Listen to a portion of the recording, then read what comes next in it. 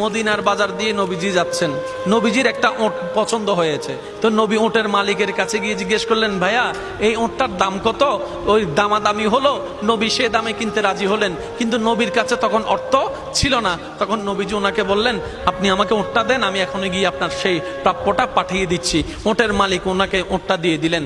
আশেপাশে যারা ওটের মালিক ছিল সবাই জিজ্ঞেস করতেছে, এই পাগলা, তুমি কি যাকে ওট দিয়েছো তাকে চিনো? বলে যে না। নাম জানো? বলে যে না। পরিচয় জানো? বলে যে না। ঠিকানা জানো?